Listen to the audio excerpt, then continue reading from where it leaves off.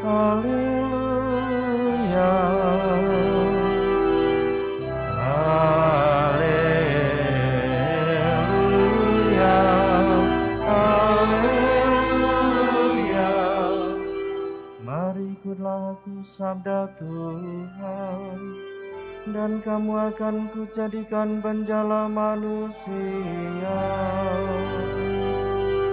Haleluya, haleluya. Tuhan bersamamu.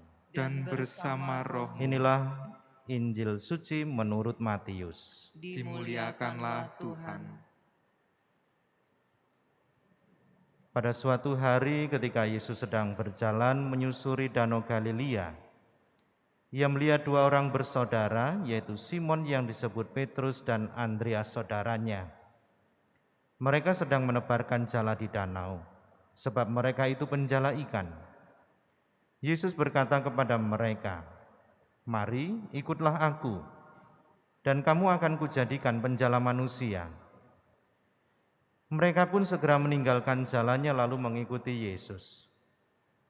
Setelah Yesus pergi dari sana, dilihatnya pula dua orang bersaudara, yaitu Yakobus anak Zebedeus dan Yohanes saudaranya, bersama ayah mereka Zebedeus, sedang membereskan jala di dalam perahu. Yesus memanggil mereka, dan mereka segera meninggalkan perahu serta ayahnya, lalu mengikuti Dia. Demikianlah sabda Tuhan. Terpujilah Kristus.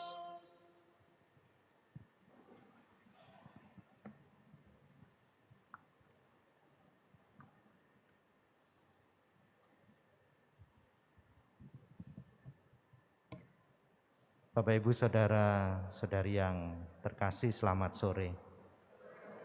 Semoga sehat semuanya. Saudara-saudari yang terkasih, kalau ada yang bertanya, berapa usia Anda? Berapa usiamu?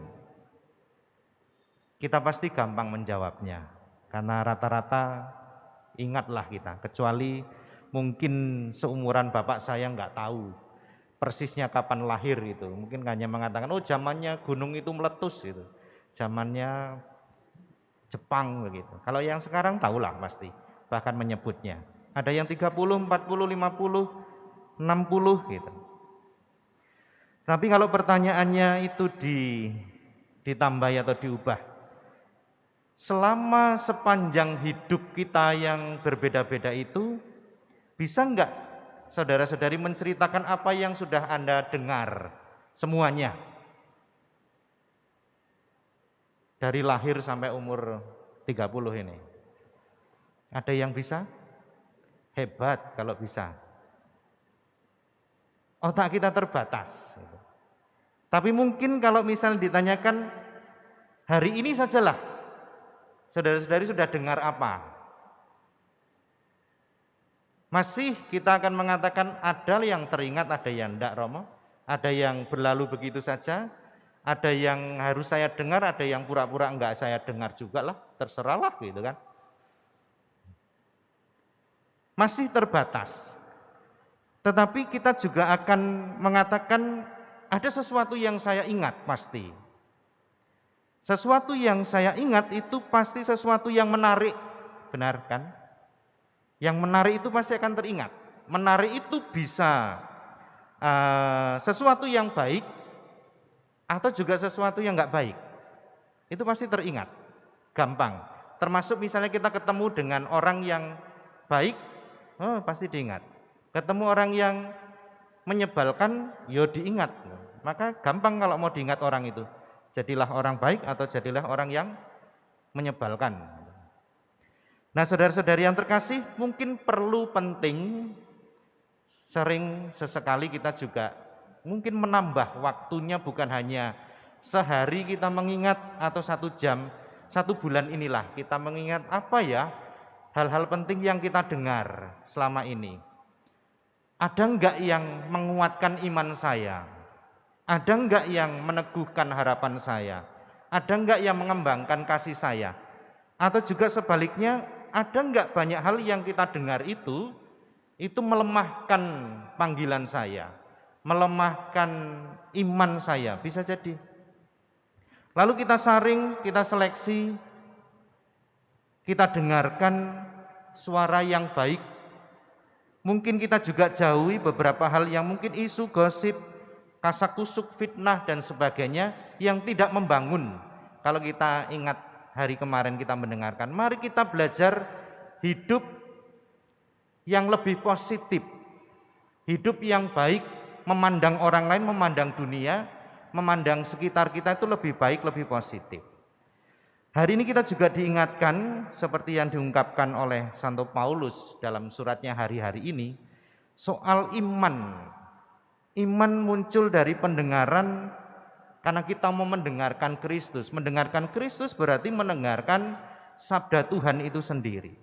Sabda Tuhan berarti yang menuntun kehendak kita supaya semakin sama dengan kehendak Allah. Maka mendengarkan itu menjadi suatu yang penting. Mendengarkan Tuhan bagaimana dikehendaki dalam diri kita, tetapi juga belajar mendengarkan orang-orang yang ada di sekitar kita, yang seringkali juga dipakai Tuhan untuk menyapa kita. Maka saudara-saudari yang terkasih, seperti sabda Tuhan yang harus kita dengarkan, mari kita dengarkan panggilan Tuhan secara khusus. Seperti yang dialami oleh Santo Andreas, juga untuk para rasul yang lainnya. Luar biasa menurut saya, ada sesuatu yang mungkin beda dengan kita sikap batinnya. Ketika mereka itu dipanggil oleh Yesus, ketemu, Yesus itu seperti punya daya magnet yang luar biasa, menarik, dan mereka itu mengungkapkan sikap batinnya dengan meninggalkan semuanya. Yang paling kelihatan ya pekerjaannya dan sebagainya itu dalam panggilan para murid yang pertama ketika mereka mengikuti Yesus. Tetapi dalam konteks kita sekarang ini, mari kita juga berani menyerahkan semuanya, kehendak kita yang seringkali mungkin tidak sama dengan kehendak Allah. Kita itu seringkali suka-suka, tidak mau diatur, tidak mau menyesuaikan kehendak kita dengan kehendak Allah. Tetapi ketika kita repot sendiri, yang disalahkan adalah Tuhan, yang disalahkan adalah orang-orang sekitar kita, yang disalahkan adalah keluarga kita. Padahal salah kita sendiri, salah keputusan kita.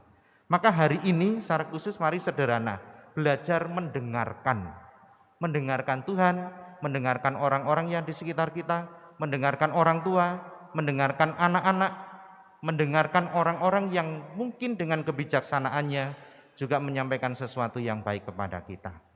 Berkat Tuhan menyertai kita semua. Amin. Amin.